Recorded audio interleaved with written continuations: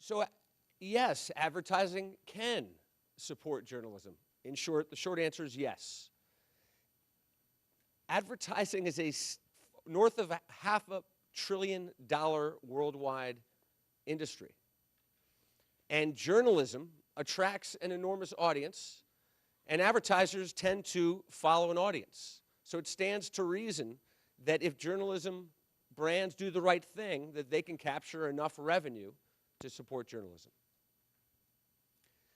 However, admittedly, with the dramatic, mind-boggling rate of change, it complicates things, as Jeff pointed out. Yesterday is no longer a good enough barometer for tomorrow.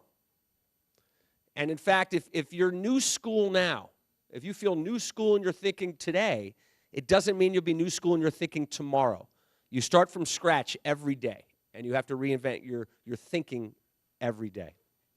And that creates complications. So what that means is you do have to diversify your revenue.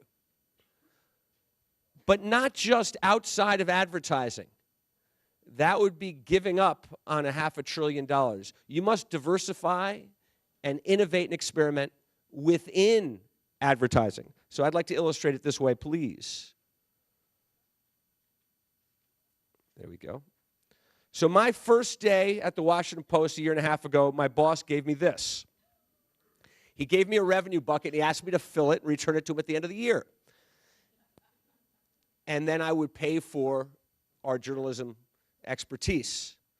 Seems easy, but the challenge was, if you look closely, you'll see these small holes in the bucket. Boom, newspaper ads come out. Magazine ads. Something very interesting, digital display ads. So who would have thought that digital is an old medium? And in digital years, like dog years, it's hundreds of years old. And display advertising is a newspaper business inside pure play digital companies. So that is leaking out and leaking out fast. If you're in the TV business, you see this following. And then, of course, lucky us, we have fraud, creates more supply, hurts our CPM, that's leaking. The viewability rules, the new viewability rules, some are appropriate and some are not as fair, but cost us money. And then, of course, the recent enjoyment of ad blocking. So you have a lot of holes in the bucket and things leaking. However, you have things to put in the bucket. First of all, you have to maximize one of these things that's leaking. You have to. And the challenge there is, for us, it's the newspaper business. We have an enormous newspaper advertising business, newspaper subscription business, enormous financially. And you have to maximize it, but you can't maximize it instead of betting on your future. So when the two come head-to-head, you always bet on the future, but you have to have an infrastructure and a strategy to maximize your legacy business rather than accelerating the leak. And then you have things like sponsorships, which are popular. You put them in the bucket. You have video, which is popular. Native advertising. Content creation, like an ad agency. We do that too. Social media, very popular, a great way of making money. Licensing of our content or our brand. Throw that in the bucket. The programmatic world is growing and a very good way of making a lot of money. Both open and direct private deals with agencies and clients, programmatic. I'm going to put that right in that bucket too. VR, new, hot, fancy item. There's short-term money, perhaps long-term money to be made.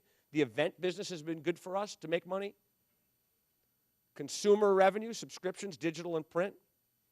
Tech, we sell our CMS and aspects of our CMS. We sell ad tech. You can make money there too. In addition to all that, you have to experiment and innovate. You have to try different things with your existing assets to try to look for revenue streams. So if you see what you have here, you got a lot of stuff that you can put in that bucket. So even though it's leaking, you can still make money, grow your business, and support journalism. So you have to experiment, you have to be nimble, you have to diversify within advertising and outside of advertising, and you can grow your business, and continue to support journalism. Thank you.